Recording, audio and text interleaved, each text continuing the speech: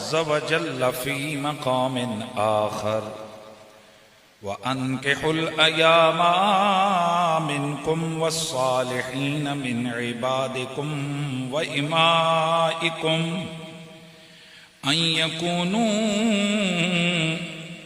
यकूनू फ़ुक़रा युग़निहिमुल्लाहु मिन फ़ज़्लिही वल्लाहु वासिउन अलीम। वल्यस्तअफ़िफ़िल्लज़ीन ला यजिदून निकाहन हत्ता युग़नियहुमुल्लाहु मिन फ़ज़्लिही इन्नल्लाह व मलाइकतहु युसल्लूना अलन नबिय्य या अय्युहल्लज़ीना आमनू सल्लू अलैहि व सल्लिमू तस्लीमा। दुरूद व सलाम बआवाज़े बुलंद पढ़ लीजिए। अस्सलातु वस्सलामु अलैका या सय्यदी या रसूलल्लाह व अला आलिका व अस्हाबिका या सय्यदी या हबीबल्लाह। तमामी अब आप मिलकर पढ़ लीजिए। अस्सलातु वस्सलामु अलैका या सय्यदी या रसूलल्लाह व अला आलिका व अस्हाबिका या सय्यदी या हबीबल्लाह। बाद हम्द व सलात लायक ताज़ीम व तकरीम जमी हाज़रीन व सामईन, अस्सलामु अलैकुम व रहमतुल्लाहि ताला व बरकातुहू।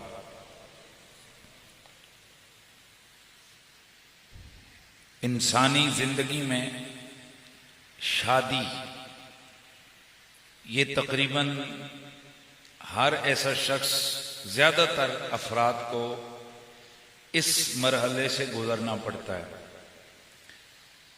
हम मुसलमान हैं और हमारे दीन ने हर हवाले से हमारी रहनुमाई की है। हमें सिर्फ नमाज रोजे के मसाइल ही इस्लाम ने नहीं बताए, बल्कि तिजारत कैसे करनी है, हमने पहनना क्या है, हमने खाना क्या है, हमने औलाद के साथ क्या सलूक करना है, माँ बाप के क्या हुकूक हैं, बीवी बच्चों के क्या मामलात हैं, पड़ोसियों के, शहर वालों के, आमतुल मुस्लिमीन के, हत्ता के गैर मुस्लिमों के साथ कैसे सलूक करना है।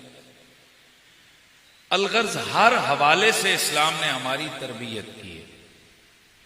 लेकिन बदकिस्मती से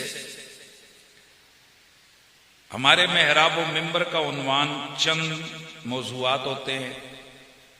12 महीनों की 12 मौज़ूआत की तकरीरें होती हैं और सुनने वाले भी अपनी कानों की लज्जत का एक वो सोच लेकर आते हैं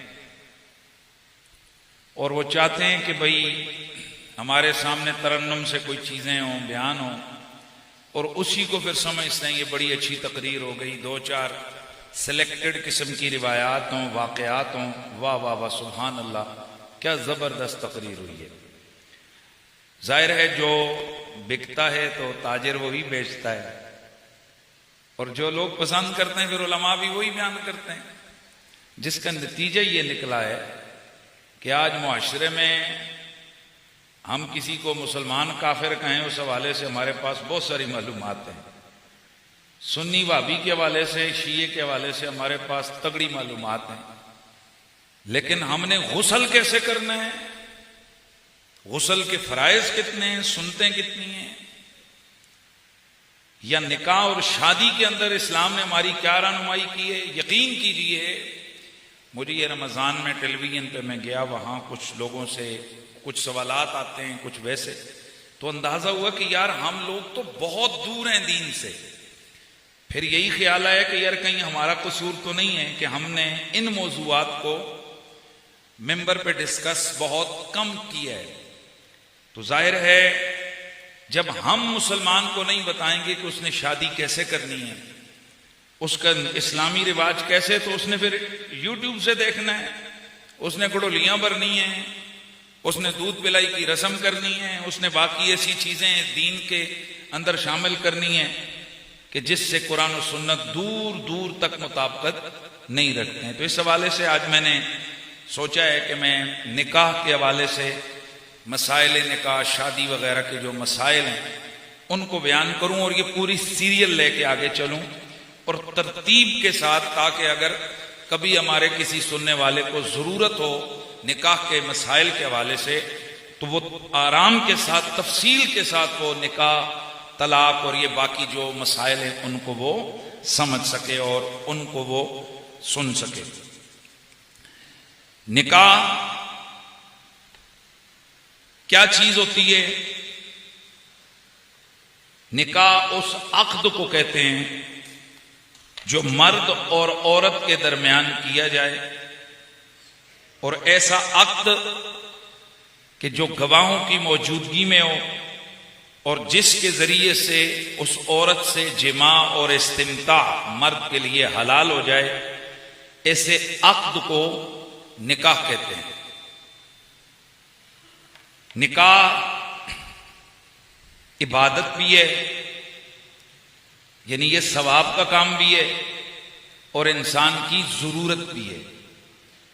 आमतौर पर जरूरत के जो चीजें होती हैं उनमें हम लोग दीन का पहलू बहुत कम देखते हैं। जैसे हमने खाना खाना है तो अब हमने खाना अपनी भूख के लिए खाना होता है, लेकिन यही खाना खाना हमारे लिए इबादत का जरिया भी बन सकता है कि जब हम उस खाने के लिए रिज़्क़े हलाल की तलाश करें तो आज खुद ये रिज़्क़े हलाल की तलाश करना इबादत है।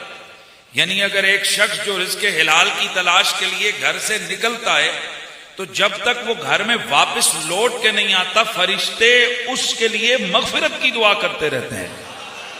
अब एक शख्स से जो अपने घर वालों के लिए और अपने लिए रिज़्क़े हलाल तलाश करने के लिए निकलता है और उसका मकसूद ये होता है कि मैं अपना और अपने घर वालों का पेट भरूं और हलाल तरीके से भरूं, वो जितनी देर हलाल कमा रहा होता है उतनी देर उसको मैदान जिहाद का सवाब दिया जा रहा होता है।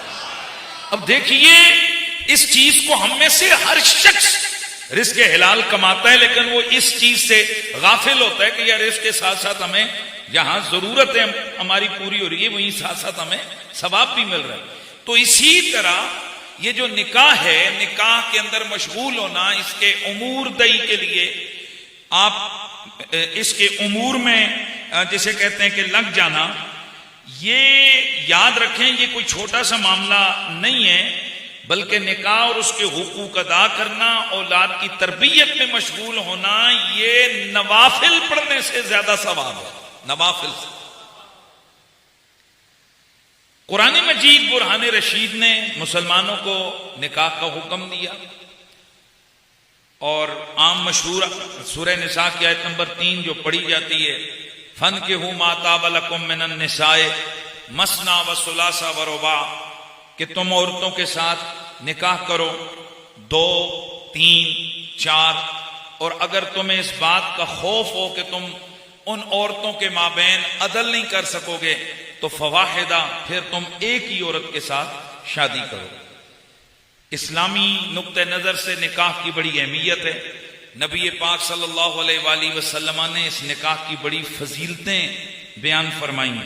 बुखारी और मुस्लिम की हदीस है, अल्लाह के नबी ने जवान लोगों से खिताब करते हुए फरमाया, या माशर शबाब मन इस्तता मिनकुमुल बाता फलयतज़व्वज फइन्नहु अगद्द लिल बसर व अहद्द लिल फरज व अहसन लिल फरज व मन लम यस्तति फअलैहि बिस्सौम फइन्न लहू बिजा।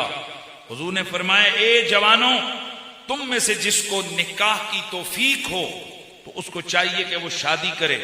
क्यों? कि इसकी वजह से इंसान की नजरें झुक जाती हैं और इसकी वजह से उसकी शर्मगाह महफूज हो जाती है, और जिसको इसकी इस्तिताअत ना हो तो उसको चाहिए कि वो रोजा रखे, क्योंकि ये रोजा उसके लिए कातिरे शहवत है। और दूसरी जगह नबी पाक सल्लल्लाहु अलैहि वसल्लम ने निकाह के हवाले से तरगीब दी। मुस्लिम शरीफ की हदीस से हुजूर ने फरमाया, दुनिया कुल्लुहा मुता, ये दुनिया सारे का सारा मता है, सामान है, व खैर मताई दुनिया अल मरअतु सालिहा, दुनिया की जिंदगी का सबसे बेहतरीन सामान और मालो मता वो नेक बीवी है, वो नेक खातून है। ये अल्लाह के नबी ने अहमियत बयान की। नबी पाक के सहाबी हजरत अब्दुल्ला बिन अब्बास रदी अल्लाह ताला अन्हो, आप इस हदीस मुबारका के रावी हैं। अल्लाह के नबी ने फरमाया जिसे 4 चीजें मिल गई उसे दुनिया और आखिरत की भलाई मिल गई। नंबर 1 शुक्र करने वाला दिल, नंबर 2 अल्लाह का जिक्र करने वाली जुबान, नंबर 3 मुसीबत में सब्र करने वाला दिल, और नंबर 4 ऐसी बीवी जो अपने नफ्स और शोहर के माल में गुनाह की जोया न हो, यानी शोहर की ना अपने नफ्स के अंदर खयानत करे और ना अपने शोहर के माल के अंदर खयानत करे। अल्लाह के नबी ने फरमाया जिसे ऐसी बीवी मिल गई वो समझे उसे 4 दुनिया और आखिरत की क्या हो गई, भलाइयां मिल गई। ये 4 चीजें। एक और हदीस है, अल्लाह के नबी ने फरमाया इज़ा तज़व्वजल अब्दु फ़क़द इस्तकमल निस्फ़ दीन, जब एक शख्स निकाह करता है तो वह अपना आधा दीन मुकम्मल कर लेता है। फलयत्तक़िल्लाह फ़िन निस्फ़िल बाक़ी, बाकी आधे दीन के अंदर अब वो उसको चाहिए कि निकाह के बाद अल्लाह से डरे। अब आप गौर करें कि निकाह की अल्लाह के रसूल ने किस कदर अहमियत को बयान किया है। निकाह के अंदर, निकाह के हवाले से बुहारी, मुस्लिम, तिरमिज़ी, इब्न माजा बेशुमार अहादीस हैं कि जिनमें अल्लाह के नबी सल्लल्लाहु अलैहि वसल्लम ने कहीं तो निकाह करने की तरगीब दी, कहीं इसकी अहमियत को बयान किया, कहीं इसकी उखरवी सआदत को बयान किया, और कहीं इसके मकसद को बयान किया कि एक मुसलमान वो जब शादी करता है तो उसका मकसूद सिर्फ अपनी शाहवत को पूरा करना नहीं होता, बल्कि उसका मकसूद नेक औलाद का हुसूल होता है।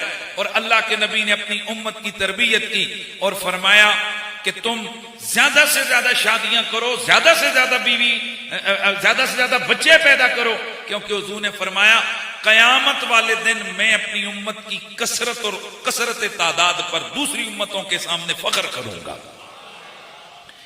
अब अल्लाह के नबी सल्लल्लाहु अलैहि वसल्लम ने हमारी इस हवाले से, यानी कुरान और सुन्नत ने हमारी वाज़ेह तौर पर रहनुमाई की है कि निकाह कैसे करना है, इसके मुहर्रमात क्या हैं, निकाह खत्म कैसे होता है, निकाह की शराइत क्या है, इसके मुस्तहब्बात क्या हैं, इसके वाजिबात क्या हैं। तो उस हवाले से आज हम अपनी गुफ्तगू शुरू करते हैं।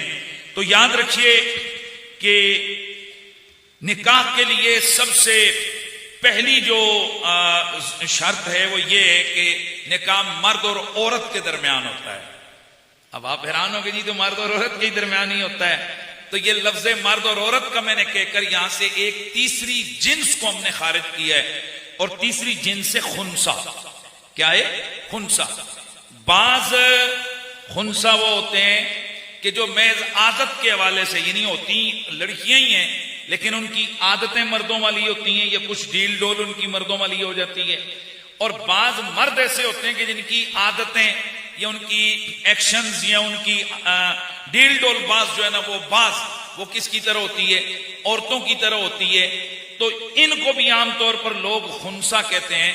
याद रखें कि शरई एतबार से जब अहकाम बयान किए जाते हैं तो उस वक्त ये वाला खुनसा मुराद नहीं होता है। इनमें से जो मर्द के मुशाबे वो मर्द के हुक्म में, जो औरत के मुशाबे वो औरत के हुक्म में।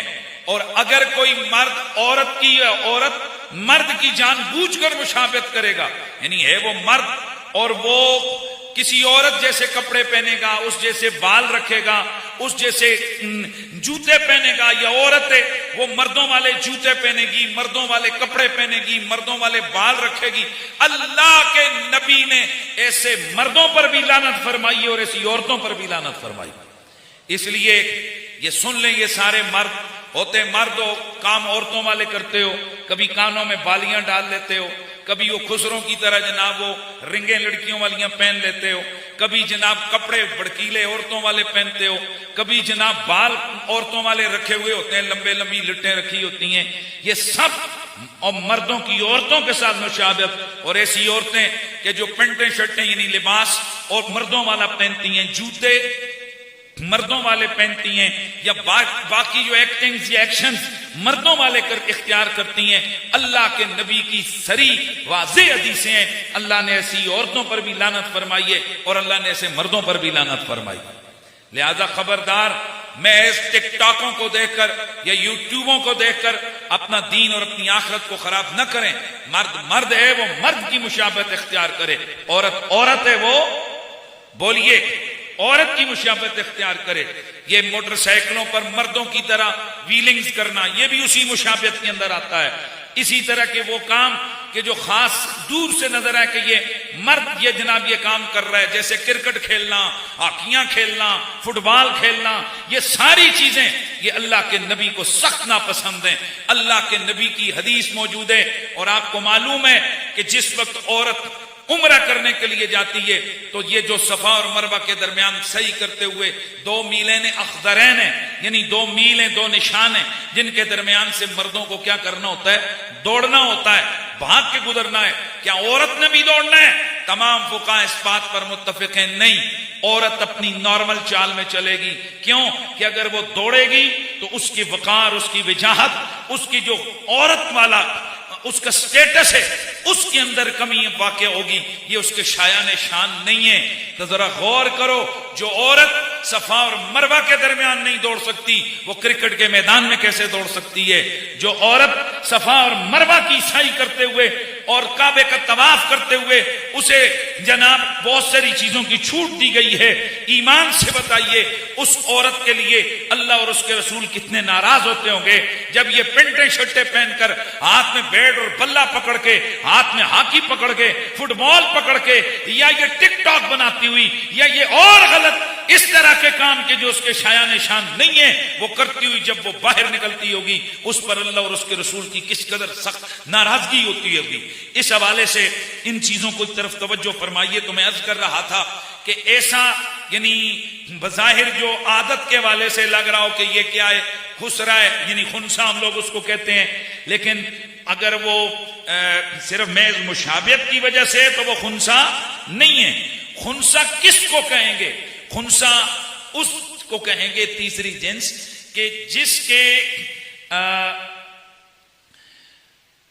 दोनों आज़ाओं, जरा तवज्जो है सबकी, जिसके दोनों आज़ाओं, जिसकी दोनों शर्मगाहें हों, मर्द वाली भी और औरत वाली भी, और अब दोनों शर्मगाहें हैं, इन दोनों शर्मगाहों में से अब हमें इसके लिए कौन सा हुक्म हमें इस पर नाफिज करेंगे? मौला कायनात के पास एक बंदा आया, उसने सवाल किया कि बताइए जिसकी दोनों शर्मगाहें हैं वो मर्द है या औरत है? मौला कायनात ने फरमाया देखा जाएगा कि वो दोनों शर्मगाहों में से किस शर्मगाह से पेशाब करता है। जिस शर्मगाह से पेशाब करता है उसी का हुक्म होगा। अगर मर्दाना शर्मगाह से पेशाब करता है तो मर्द के हुक्म में, और अगर जनाना शर्मगाह से पेशाब करता है तो औरत के हुक्म में। और उसके लिए मैं इतना ही समझा जाएगा कि थी तो औरत, एक इजाफी उज़्व साथ, इजाफी चमड़ा साथ लग गया। जैसे कई दफा हमारी 5 के बजाय 6 उंगलियां 7 उंगलियां हो जाती हैं, या कई दफा नाक के साथ कोई गुदूद आ जाती है, कहीं और कान के साथ कोई गुदूद लटक जाती है। और इसी तरह अगर वो मर्दाना शर्मगाह से वो पेशाब करेगा तो उसके लिए यही समझा जाएगा कि था तो मर्द, लेकिन एक इसका हॉल इजाफी हो गया है, अब ये शरई हुक्म है। लेकिन अगर ऐसी है, अब इससे अगला स्टेप देखते हैं कि अगर दोनों से पेशाब करते फिर क्या होगा? कहा जनाब देखेंगे कि जिससे ज्यादा पेशाब करता है उसका हुक्म होगा। कहा गया कि अगर बराबर पेशाब करता है दोनों से फिर क्या होगा? फरमाया जिससे पहले निकलता है। और अगर ये सारी चीजें न हो सकती हो तो अब उसको क्या डिक्लेयर करेंगे? ये कौन है? खुनसा। अब उस पर खुनसा के हुक्म लगेंगे, अब उस पर हिजड़ा का शरई हुक्म लगेगा। और उसके लिए ये हुक्म है कि न उसके साथ शादी और ब्याह वगैरह नहीं हो सकता, और वो न औरतों के और न मर्दों के, वो दोनों में से किसी के भी वो उस हुक्म में नहीं आएगा। यानी बहुत सारे उमूर में उस पर औरतों वाली चीजें नाफिज होंगी और बहुत सारे उमूर में उसके लिए मर्दों वाले कवानीन। ये इंशाअल्लाह मैं फिर कभी इस हवाले से मैं तफसीलन कई खैर चीजें मैंने बयान की भी हुई हैं, कई यूट्यूब पर भी हैं, इस दफा रमजान शरीफ में भी मैंने इनको बयान किया, लेकिन बहरहाल तफसीलन में उसको बयान कर दूंगा। बहरहाल अभी हमारा चूंकि निकाह का टॉपिक है, तो इसमें हमने क्या कहा कि निकाह किसका हो सकता है, मर्द और औरत का हो सकता है, यानी ये जो खुंसा है इसका निकाह बोलिए इसका निकाह नहीं हो सकता।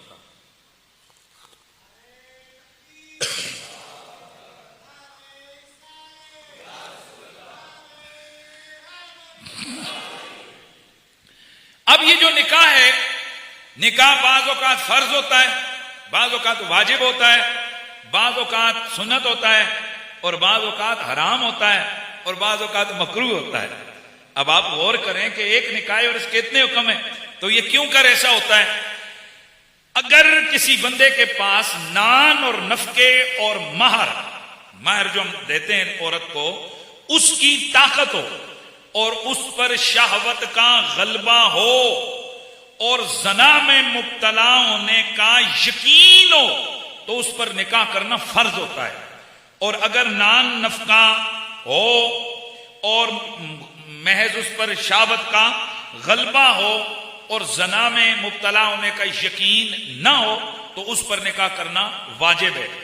और अगर नान नफका हो, महर दे सकता हो और गलबे शहवत ना हो, बल्कि अपनी नस्ल को आगे बढ़ाने के लिए या अपने नबी की सुन्नत को अपनाने के लिए वो शादी करता है, तो ये उसके लिए सुन्नत है। और अगर एक से ज्यादा शादियां करता है तो ये उसके लिए मुस्तहब है। और अगर, बड़े गौर से सुनना है, नान नफका न दे सकता हो और उमूर या जो शादी के बाद चीजें उस पर आती हैं उनको अंजाम न दे सकता हो, अगर तो न दे सकने का यकीन हो कि मैं ये नहीं कर सकूंगा, तो उसके लिए निकाह करना हराम है। सुन रहे हैं आप? यानी उसको यकीन है कि ना मेरे पास मारे, ना मेरे पास नान नफकाए, और ना मैं बाकी उमूर जो है निकाह के बाद जरूरी है वो मैं कर सकता हूं, तो अब उसके लिए ये कि उसके लिए निकाह करना हराम है। और अगर यकीन नहीं हो, महज उसको अंदेशा हो कि शायद मैं ये चीजें अदा न कर सकूं, तो फिर उसके लिए निकाह करना बोलिए मकरूह है।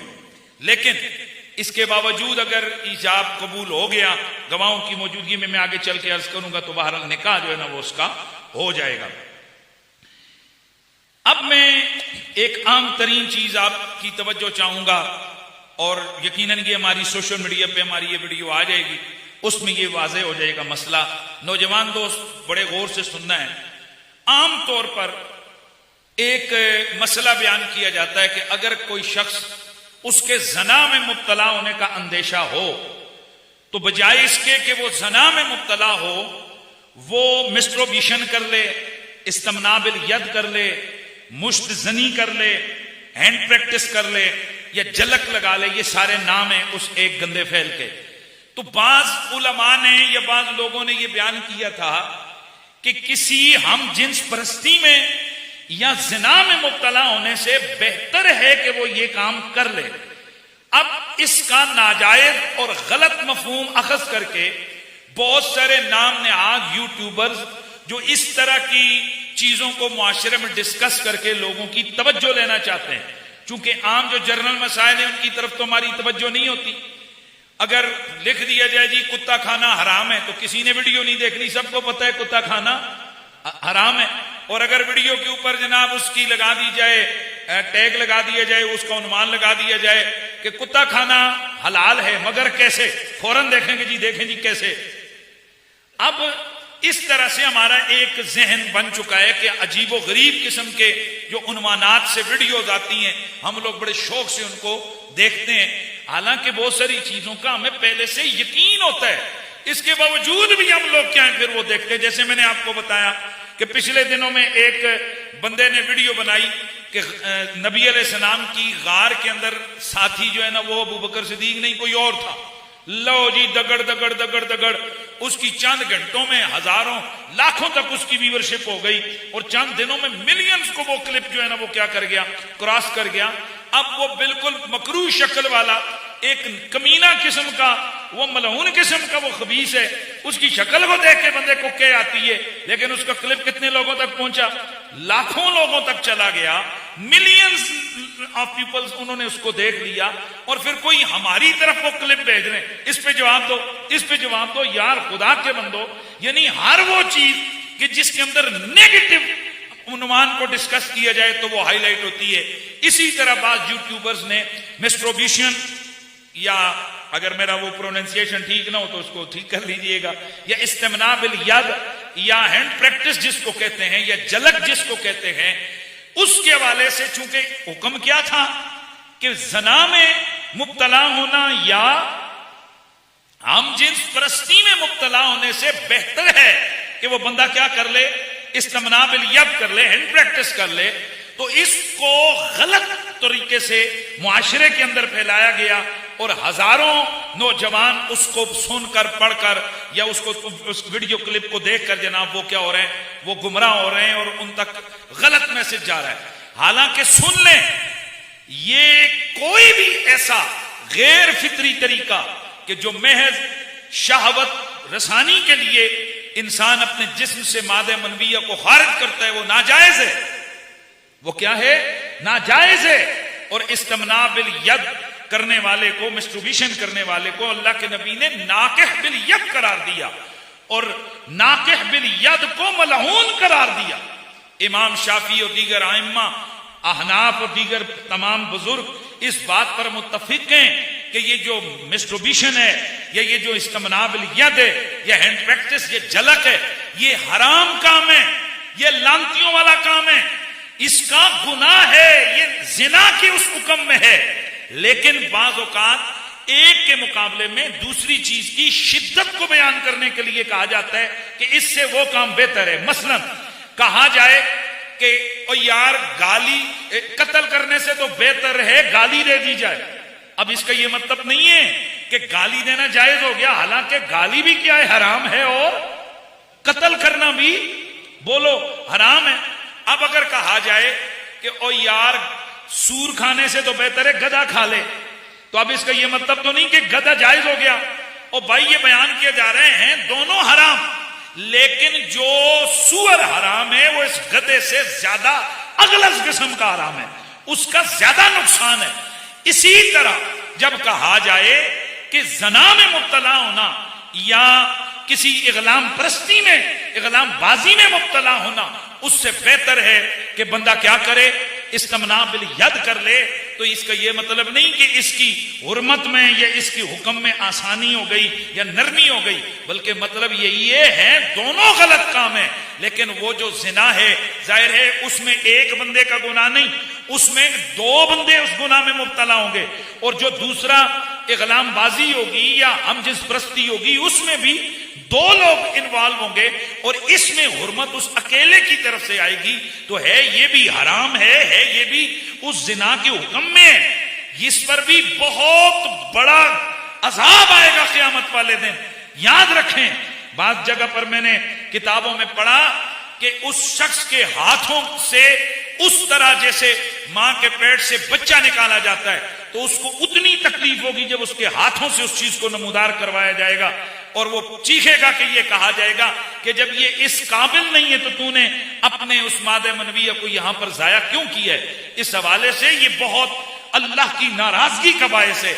इससे रिज़्क़ की बरकत उड़ जाती है, इससे सेहत खराब हो जाती है, इससे ईमान का नूर चेहरे से निकल जाता है, इससे हया आंखों से हया का नूर निकल जाता है। हजारों ऐब है इस झलक के अंदर नौजवानों, हजारों इस खराबियां इसके अंदर ऐसी बीमारियां हैं, नफ्सियाती बीमारियां हैं, जिस्मानी बीमारियों का बायस है। हराम है ये चीज, वाज़ेह रहे, इसकी हुर्मत में कोई शक नहीं है। लेकिन जब दो गुनाहों की मुकाबले में बयान किया जाए तो फिर यह बताया जाता है कि जना करना या इगलामबाजी करना उससे चलो बेहतर है कि क्या हो, इस्तेमना। इसका यह मतलब नहीं कि इसकी इजाजत हो गई है, यानी इसका गुनाह उससे कम है। तो ये भी अहम तरीन चीज है, इसको भी जनाब सबके जहनों में होना चाहिए। लिहाजा हर वो यूट्यूबर या हर वो मौलवी या हर वो मुफ्ती आजकल नाम नेहाद यूट्यूबर जो उलमा के लिबादे में आ रहे हैं, और दीनी मसाइल को डिस्कस कर रहे हैं बाज जिसे कहते हैं मनसूख रिवायात की वजह से। और हमारे लोग सिर्फ एक बात, आज माशरे के अंदर क्या हो रहा है, दो चीजें, किसी सियासतदान पे तनकीद करके तो आप और मैं, हम लोग सारे क्या हो जाते हैं, बरियुज़्ज़िम्मा हो जाते हैं। मसलन हजारों काम वो है कि अपने मोहल्ले की तबाही में हम सारे लोग खुद उसके शरीक होते हैं। हमारी गलियों में हम लोग खुद गलियां उखेड़ते हैं, कभी गैस के पाइप के लिए, कभी पानी के पाइप के लिए, कभी गाड़ी के जनाब कुंडे लगाने के लिए हम गलियां खुद उखेड़ते हैं। और जब वो आहिस्ता आहिस्ता सावन का महीना आता है, फिर खड्डे बनते हैं, फिर हम कहते हैं इन्हें सियासतदाना कभी कोई चंगा काम किया है? यार बेटा सीधा होकर बैठा कर यार, कई दफा तू आता है हमेशा डिस्टर्ब करता है। तवज्जो है तो ध्यान मेरी तरफ रखें कि वो कहते हैं जी सियासतदानों ने ऐसा कर दिया, सियासतदानों ने यूं कर दिया। अरे भाईजान, वो सियासतदानों ने गलियां आकर उखेड़ी हैं, यानी हम अपने बहुत सारे गुनाह सियासतदानों को गाली देकर उसके अंदर छुपा लेते हैं। इसी तरह मजहबी बहुत सारी कोताहियां वो होती हैं कि जो हम उलमा को गालियां देकर क्या करते हैं, हम उन खताओं को और उन गुनाहों को छुपा लेते हैं। और आजकल बड़ा आसान काम है कि आप किसी उलमा के बारे में बात करें और कहें ओ जी मौलवियां सानू ये गल दसी कोई नहीं। अभी वो एक यूट्यूबर है, उसके मैं पिछले दिनों गुफ्तगू सुन रहा था, इसमें मैं खैर तफसील से अर्ज करूंगा किसी वक्त मौजू जब आएगा, कि हमारे यहां कफारा उसका फिदिया गंदम के हिसाब से कितना है, निसफ सा 2.25 किलो गंदम, ये हमारा निसफ सा फितराना यानी फिदिया हमारा बनता है। तो अब जनाब वो एक यूट्यूबर है जिसका मैंने गुज़श्ता जो मैं नाम लिया, उसने जनाब पूरे इस पे वीडियो बना डाली। वो कहने लगा मौलवियां गल तानू दसी कोई नहीं, हालांकि ये हदीस के अंदर मौजूद है कि जनाब एक सा गंदम अल्लाह के नबी ने बयान की है, और जनाब वहां निसफ सा की तो कोई बात ही नहीं है। हालांकि मैं चैलेंज करके कहता हूं कि अल्लाह के रसूल ने किसी जगह एक सा गंदम का लफ्ज ही नहीं बोला है, पूरी ज़ख़ीरे हदीस में चैलेंज करके मैं कहता हूं। बल्कि जहां सा जिक्र किया है वहां 4 चीजें जिक्र की गई हैं। नंबर 1 पनीर, वहां ताम का जिक्र है, पनीर का जिक्र है, जौ का जिक्र है, वहां किशमिश का जिक्र है और खजूर का जिक्र है। यानी अगर ये 4 चीजें देंगे तो उसमें कितना देंगे, पूरा सा। और अगर यानी 4.5 किलो, और अगर आप गंदम देंगे तो कितना देंगे, 2.25 किलो। उसकी वजह क्या है कि गंदम का जो निसाब मुकर्रर किया गया है हदीस मुबारका में, वो 4 किलो नहीं है, बल्कि वो क्या है, निसब सा है, यानी 2.25 किलो है। तो अब लो जी धड़ाधड़ लोग कह रहे हैं यार दसो यार एक गल तो इस तो पहले सानू मौलवियां दसी कोई नहीं, पहला बंदा है जिसने आज पहली दफा सानू ये गल दसी। हालांकि ये नहीं पता उस पागल को तर्जमा ही नहीं आया कि जिस जगह वहां उसने ताम का माना गंदम किया है, ये ताम का माना गंदम बनता ही नहीं है, ये ताम का माना गंदम बनता ही नहीं है। बाकी कई सहाबा, हजरत सैयदा अस्मा, हजरत अमीर मुआविया, इसी तरह नबी पाक के दीगर सहाबा, उन्होंने अपने अपने दौर में, खुलफाए राशिदीन ने और हजार मुहद्दिसीन ताबईन ने, सहाबा किराम ने अपने अपने दौर में जब उनसे पूछा गया कि गंदम का फिदिया कितना है, तो उन्होंने क्या बयान किया, गंदम बतौर फतराना कितना आएगी, निसफ सा आएगी। कितना आएगी, निसफ सा आएगी। तो अब मुझे बताइए, हजारों सहाबा, हजारों ताबईन, हजारों उलमा, हजारों मुहद्दिसीन, सदियों से आप लोग भी बूढ़े हो गए, यही सुनते रहे।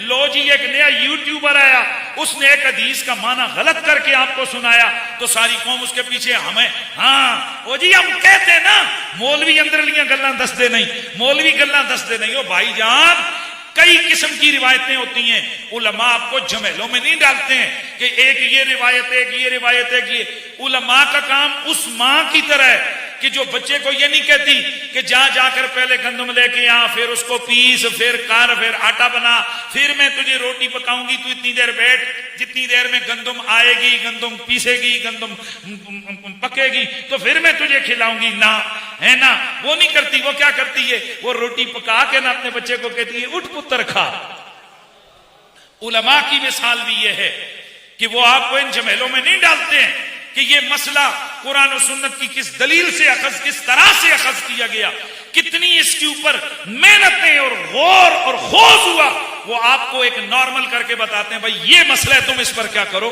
अमल करो। पर साड़ी कौम पैदा हो गई जी कहते नहीं असी रोटी बाद खावांगे, पहले गंदम लावांगे, पहले हल चलावांगे, दाने लावांगे, हम दाने बोएंगे, काश्तेंगे, फिर उसके बाद उस गंदम को काटेंगे, फिर खुद उसके दाने लेके पीसेंगे, फिर पीस कर उसको हम आटा बनाएंगे, आटा बनाकर फिर आग जलाएंगे, आग जला के फिर उस पर तवा रखेंगे, तवा रख के फिर पकाएंगे, तो फिर क्या करेंगे, खाएंगे। ये कौम हमारी तैयार हो गई है। जरा आप खुद बताओ कि यार वो काम जो मां वाला है कि वो पकाकर आपके आगे रख रही है, वो सही है, या हर बंदा खाने से पहले जाकर पहले जनाब हल पकड़े और कहे कि मैं गंदम बोऊंगा, फिर ये पकेगी तो फिर काटूंगा, तो फिर जाकर क्या करूंगा, मैं खाऊंगा। इसी तरह से मैं अर्ज ये कर रहा था कि हमें दीन वालों से सीखना चाहिए। मुझे ये बताइए, हजारों यूं आप गूगल करें, दुनिया की हर दवाई का फार्मूला नेट पे मौजूद है कि नहीं? बोलो जरा, सारे बोलो। आप यहां पर लिखें कि जनाब एस्प्रीन, डेस्प्रीन, दुनिया का रेथ्रोसिन, एज़िथ्रोमाइसिन, कोई भी फार्मूला आप यहां पर लिखें तो आपको गूगल बताएगी ना कि पेट के दर्द के लिए ये फार्मूला है, सर के दर्द के लिए ये फार्मूला है, फुला ब्लड प्रेशर के लिए ये फार्मूला है। तो बंदे दे पुत्रो 5-5 हजार रुपए डॉक्टर नू किस वास्ते देंदे हो? नेट तुम्हारे, कई लोग कहते हैं ना मौलवी जलते हैं, टेक्नोलॉजी से उम्मत को मुतनफ़े नहीं हो, मुस्तफीज नहीं होने देते, तो फिर ना डॉक्टरों भी कहो तुम जलते हो। और भाई मैं पूछता हूं आपसे, जब हर फार्मूला अभी गूगल करो, अभी गूगल करो, उस पे लिखो पेट के दर्द की दवाइयां, 25 दवाइयां गूगल आपको बताएगा, सर के दर्द की दवाइयां आपको 50 दवाइयां बताएगा, ब्लड प्रेशर की कितनी किस्म की दवाइयां वो आपको बताएगा। मैं पूछना चाहता हूं, जब ये तुम्हारे हाथ में गूगल मौजूद है, नेट मौजूद है, तो फिर डॉक्टर के पास क्या लेने गए हो? उसे कहते हो नहीं जी नहीं, किधरे गड़बड़ ना हो जावे, हर जाई हर बीमारी दे एक फार्मूला नहीं होता, डॉक्टर नू पता होता केड़ा फार्मूला किथे। और बंदे दे पुत्रो दीन ही एडा लुगा पे होया है कि जेदा दिल करदे हो यूट्यूब खोल के ते जनाब उठ के मुफ्ती बन जाता है।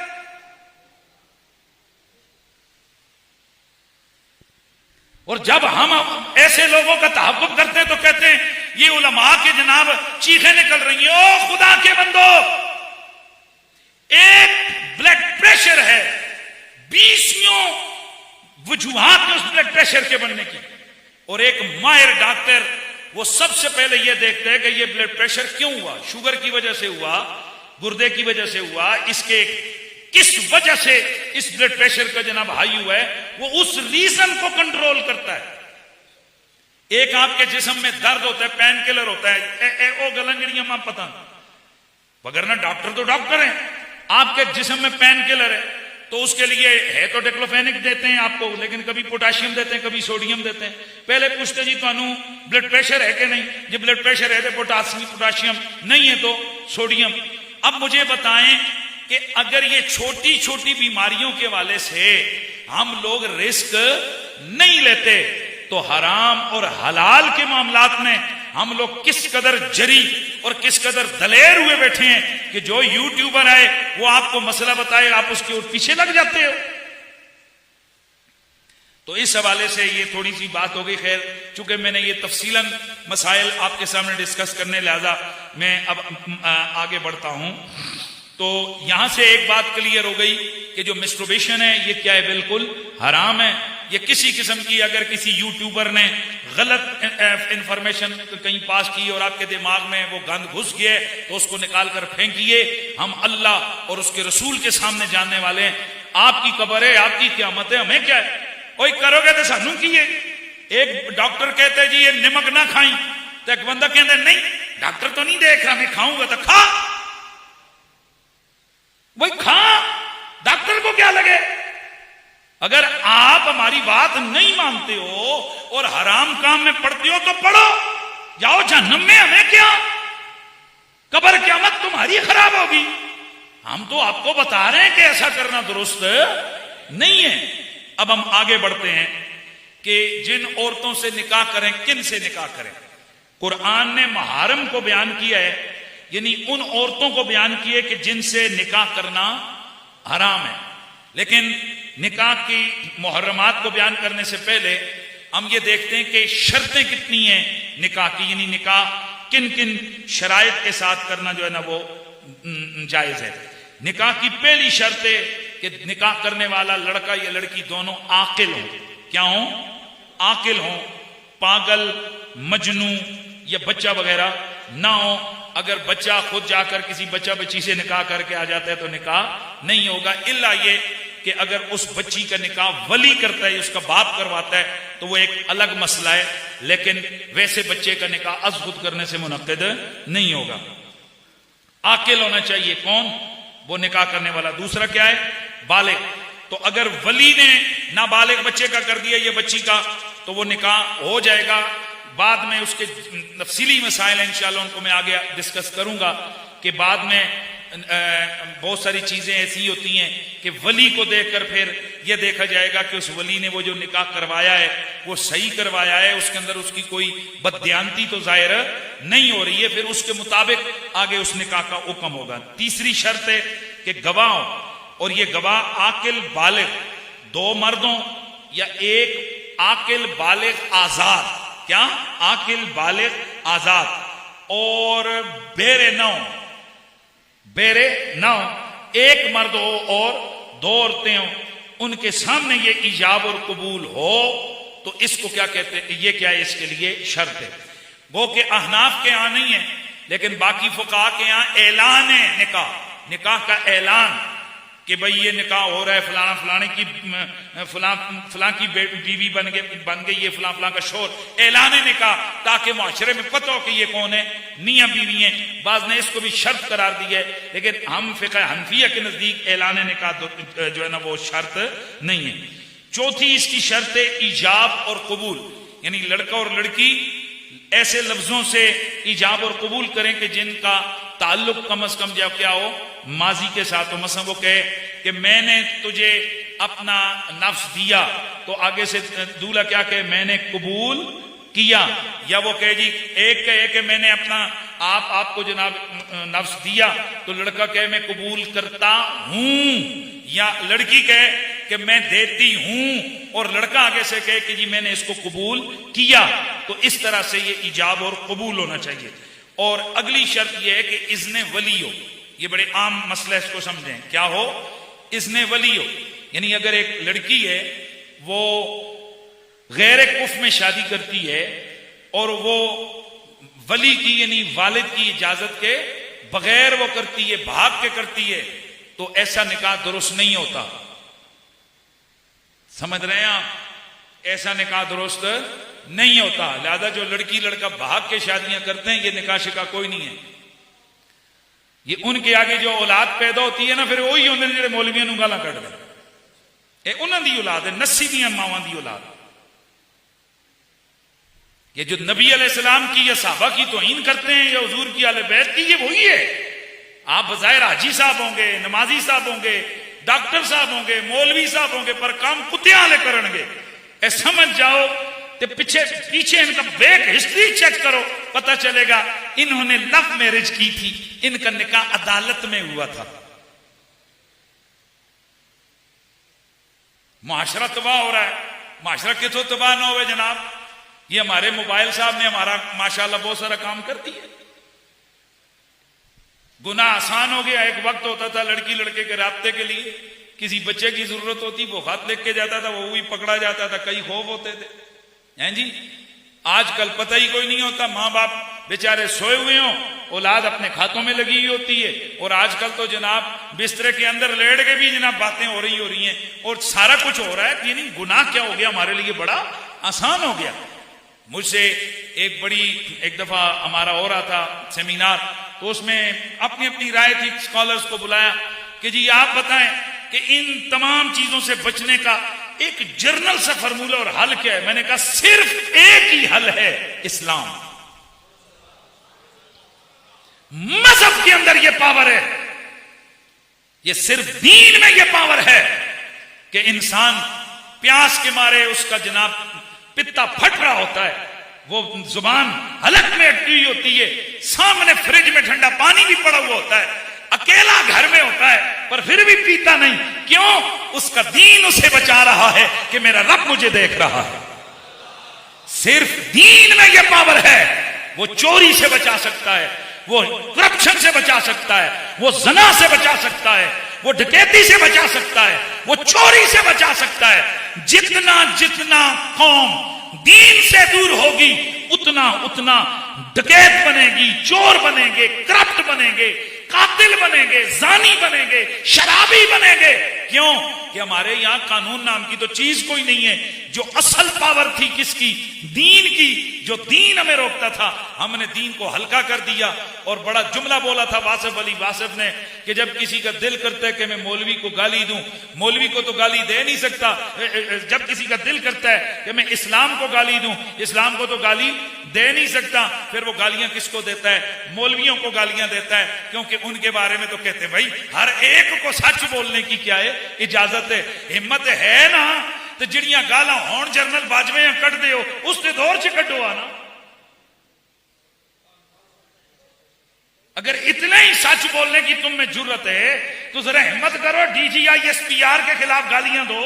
हिम्मत करो जनरल माशाल्लाह मुनीर आसिम शाह साहब हैं, उनके खिलाफ बकवास करो, या ISI के चीफ के खिलाफ करो कि तुम नहीं जी नहीं, जब तक वो सर्विस के अंदर है ना तो उनके लिए हम नहीं बोल सकते। आए हुए वो तुझे तेरे मुल्क की वफादारी इतना पाबंद करती है कि वो इदारे जो तेरे मुल्क की सलामती के जामिन हैं उनके खिलाफ बात न कर कि खामखा अगर उनमें कोई हो तब भी बात न कर, ऐब हो तब भी बात न कर, क्योंकि इससे जो हमारा दुश्मन है उसे फायदा होने वाला है। यार हैरानगी की बात है, वहां तो बोलते नहीं हो, सिर्फ दीन ही इतना ओपन ग्राउंड है कि जिसका दिल करे वो मौलवियों को गालियां दे दे, कोई पूछने वाला ही नहीं है। गालियां दे के फिर कहते नहीं जी नहीं मुफ्ती साहब असि तुहाडे जे बंदे दी ते बड़ी इज्जत करते हैं, हम तो मौलाना फजल रहमान जैसों को गालियां देते हैं, यानी नाल फिर भी मौलाना कहेंगे, हंसे नहीं रोए। यानी गाली फजल रहमान साहब को देंगे लेकिन साथ फिर भी मौलाना कहेंगे, मौलाना कहेंगे। कभी ऐसा करो ना कि जैद को गाली देनी हो तो साथ कहो कर्नल जैद। भाई रिश्तेदारों में कई दफा झगड़ा हो जाता है ना, तो ओपन बाहर खड़े होकर को कर्नल फलाने को गाली देता हूं, तुम्हें लग पता जाएगा, तुम्हें इदारे आकर पकड़ेंगे, कहेंगे और गाली देनी है, तेरा घर का कोई झगड़ा है तो मेहरबानी करना, तू ये कर्नल कह के क्यों गालियां दे रहा है? ये तो सीधा सीधा उसका एक स्टेटस है जो एक इदारे की उसकी अहलियत और इदारे की निस्बत को जाहिर करता है। इसी तरह हम कहते हैं ये जो दीन है ना दीन, और मैं आपको एक और बात बताऊं, सबको पता होता है फलाना ऐसे चौक करप्ट है, पता होता है, हाँ ना तो भाजी खुद जाके रिश्वतें देते हो, खुद आराम काम करते हो, खुद गलत काम करवाते हो, फिर कहते हो पुलिस गलत है, तुम ना दो ना रिश्वत, कैसे तुमसे लेंगे?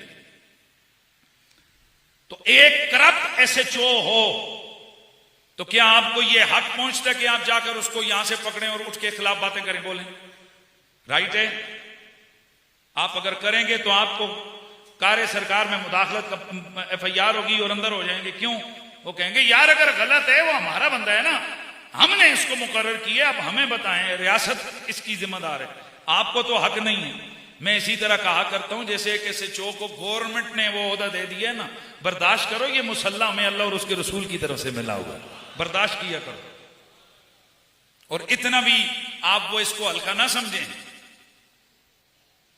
हजारों साल नरगिस अपनी बेहदूरी पे रोती है, बड़ी मुश्किल से होता है चमन में दीदा पर। आपको क्या मालूम है कितनी आहें इसके पीछे होती हैं, कितने आंसू हैं, कितनी दुआएं हैं, कितनी आहें, कितनी जारियां हैं। बड़ी मुश्किल से होता है चमन में दीदा भर पैदा। बहरहाल मैं शरई मसाइल बयान कर रहा था तो थोड़ा थोड़ा साथ हमें मौका मिल जाता है ना, हमें आम मसाइल बयान करते हुए तो फिर हम अपनी वो अंदर दा अवार्ड नहीं कर सकते हैं ना, तो भैया हमारे अंदर भी तो सुन सुन के बहुत सारी चीजें होती हैं ना, तो फिर ऐसा जुम्मे तो कटनी होती है हमें, और क्या, हमने यहीं पे निकालना होता है गुस्सा। तो बहरहाल मैं बात को आगे बढ़ाता हूं। अब वो रिश्ते ये तो बहरहाल मसला हमारा क्या क्लियर हो गया कि भाग कर जो लड़की शादी करे निकाह सही है? ऊंचिया बोलो, फिर बोलो। हाँ जी, लिहाजा ये कोर्ट मैरिज कोई मैरिज शैरिज नहीं होती है, इल्ला ये कि उस लड़की के मां बाप राजी हो जाए। कोई मैरिज शैरिज नहीं है, ये गुनाह ही गुनाह है, गुनाह ही गुनाह है, अल्लाह माफ करे। लिहाजा वो जवान के जिनके जहनों में ये फतूर है और शैतान ने फतूर डाला हुआ है, कोई बात नहीं, लव यू, हम तो कोर्ट मैरिज कर लेंगे, हराम खाएंगे, कुत्ता खाएंगे, हराम काम है, इसको तसव्वुर भी ना करो, इसका ख्याल भी जहन में मत लाओ, ये हराम काम है। अल्लाह और उसके रसूल की शरीयत की हदें हैं, उन हदों को कोई बंदा क्रॉस नहीं कर सकता, न लड़की, बोलो सारे, न लड़की न लड़का। अल्लाह की हदों को तोड़ने वालों के लिए अल्लाह ने वअअद्द लहुम अज़ाबन मुहीना कहा है कि हमने उनके लिए जिल्लत और रुसवाई का अजाब तैयार किया हुआ। ये जो लव मैरिजें करने वाले होते हैं ना, मां बाप को क्रॉस करके, उनकी उम्मीदों का खून करके, उनको जलील करके, फिर ये सारी जिंदगी रोते रहते हैं, सारी जिंदगी। वअअद्द लहुम अज़ाबन मुहीना, कभी अदालतों के चक्कर, कभी कत्ल के केस में पकड़े हुए, कभी औलाद की तरफ से मारे हुए, ये पूरी जिंदगी इनकी फ़इन्न लहू मईशतन दंका का मिज़दाक हो जाती है, तबाह हो जाते हैं। एक गलत कदम उठाने के बाद, जरा देखिए आप ये रास्ते पे जा रहे हो, एक टर्न अगर आप गलत लेंगे तो आप अपनी मंजिल से सैकड़ों हजारों मील दूर चले जाएंगे। लिहाजा मेरे नौजवान दोस्त याद रखें, ये शादी करना ये गुड़ी गुड़े का खेल नहीं है, जैसे कि आपको ड्रामों में और फिल्मों में दिखाया जाता है कि बस लड़की गई और लड़का गए, कॉलेज स्कूल में एक दूसरे को देखा, लव हो गई, तीसरे दिन कोर्ट में चले गए, चौथे दिन शादी हो गई, पांचवें दिन डोली चली गई। और भाई उन्होंने 2.5-3 घंटे की फिल्म बनानी होती है, ये फिल्मों का काम है। अल्लाह और उसके रसूल ने आपकी जो जिंदगी दी है, इसके कुछ हुकूक हैं, इनके हवाले से आपने अपने आप पर शरीयत का जो है ना, शरीयत की आपने डोरी अपने गले में बांधनी है, शरीयत को क्रॉस नहीं करना। तो बहुत सारी चीजें निकाह में। अच्छा, अब ये जो निकाह हम कर सकते हैं, तो निकाह बहुत सारी ऐसी खवातीन हैं कि जिनसे करना हलाल है और जिन कईयों से करना हराम है। कुछ चीजें तो वो बहुत सारी हैं, लेकिन ज़ाहिर है मैं पूरा ये मसाइल एक सीरियल तौर पे बयान करूंगा, तो फिर मुझे ये सारी चीजें इसकी डिस्कस करनी पड़ेंगी। मुहर्रमात यानी जिन औरतों से निकाह करना जायज बोलिए नहीं है, इन मुहर्रमात की कई किस्में हैं। इनमें पहली मुहर्रमात की किस्म है जिनमें है हुर्मत नसब। नसब के एतबार से यानी कुछ रिश्ते ऐसे हैं कि जिनको कुरान ने क्या किया है, हराम कर दिया है। उनमें से पहला रिश्ता है नसब में मां, बेटी, बहन, फूफी, खाला, भतीजी और भांजी। ये 7 रिश्ते कुरान ने क्या किए हैं, बयान किए हैं कि ये हराम है। अब इनमें मां और मां के दर्जे में यानी इसी हुक्म में नानी भी आ गई और इसी हुक्म में दादी भी आ गई, ऊपर तक सारा यानी जो असल के अंदर मां, नानी, परनानी, इसी तरह मां, दादी, परदादी, ये सारे आ गए। और बेटी जहां का, तो बेटी से मुराद आगे सारी औलाद है, बेटी, पोती, निवासी, परनवासी, ये सारे आ गए। या बेटी आ गई, उसकी आगे औलाद, ये यानी तमाम आगे उसकी जो फुरू है ये सारे आ गए। बहन आ गई, तो बहन में चाहे वो हकीकी बहन हो चाहे वो सोतीली बहन हो, समझ रहे ना, यानी दोनों किस्म की बहनों के साथ निकाह करना दुरुस्त नहीं है। ये मुहर्रमात आ गए जी। हुर्मत कौन सी है? हुर्मत नस्बी। और दूसरी हुर्मत मुसाहरत। मैं आज ऐसा मसला आप हजरात के सामने बयान कर रहा हूं कि आप लोग यकीनन काम उठेंगे कि हमारे यहां इसकी बहुत सारी दफा तवज्जो नहीं होती है। ज़ौजाए मौतूआ यानी आप अगर किसी औरत से वती कर लें तो जाहिर है वती आप हलाल में अगर करेंगे तो वो क्या होगी, आपकी बीवी होगी, और हराम में करेंगे तो वो आपकी मौतूआ होगी। तो वो जो मौतूआ है जिससे आप वती कर रहे हैं, उसकी मां आप पर हराम है, उसकी बेटी भी आप पर क्या है, हराम है। उसकी वालिद की बीवियां भी आप पर क्या है, हराम है। और इसी तरह आगे उसके बेटे और पोते की बीवियां वगैरह भी सारी क्या हो जाती हैं, हराम। इनको क्या कहते हैं, हुर्मत, हुर्मत मुसाहरत। बड़ा अहम मसला है, इस मसले को गौर से सुने। हुर्मत मुसाहरत शहवत के साथ किसी मुश्तहात औरत को शहवत के साथ छूने और शहवत के साथ बोसा देने से भी यह हुर्मत साबित हो जाती है। आप अगर रात को अंधेरे में उठे,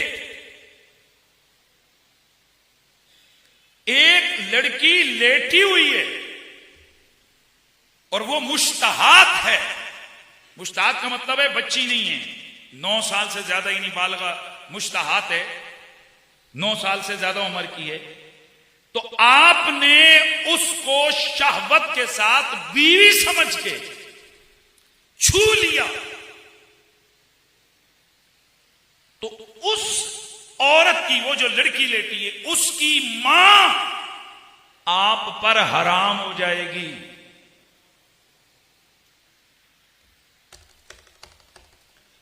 आपने मसला समझ लिया?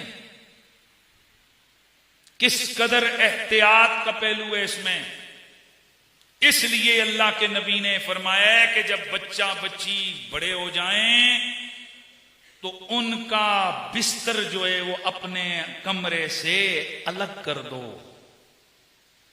इस हवाले से इंतहा दर्जे की एहतियात की जरूरत है कि अगर आप किसी भी लड़की को जो मुश्तहात हो उसको शहवत के साथ छुएंगे, उसकी मां आप पर क्या हो जाएगी, हराम हो जाएगी। यह मसला समझ रहे हैं ना? तो इस हवाले से बहुत सारी दफा घरों में बेहतियातियां होती हैं, तो इस चीज की तरफ बड़ी खुसूसी तवज्जो कि जब आप अपनी जवान बेटियां या बाकी इस तरह के आप अगर हों तो उनको अगर आप सुलाएं तो इस चीज की तरफ आपने एहतियात करनी है कि कभी भी आप अपने उस कमरे में जहां आपकी घर वाले लेटे और सोए हुए हों तो कम अज कम एक ही कमरा शेयर कभी भी ना करें, इल्ला ये कि कोई मजबूरी है, और उसके बाद फिर आप खुद एहतियात भी करें कि अपने ऊपर वो कैफियत वगैरह ना आए। इंशाअल्लाह बाकी मसाइल हम अगले जुम्मा पर बयान करेंगे। वस्सलामु अलैकुम वरहमतुल्लाह।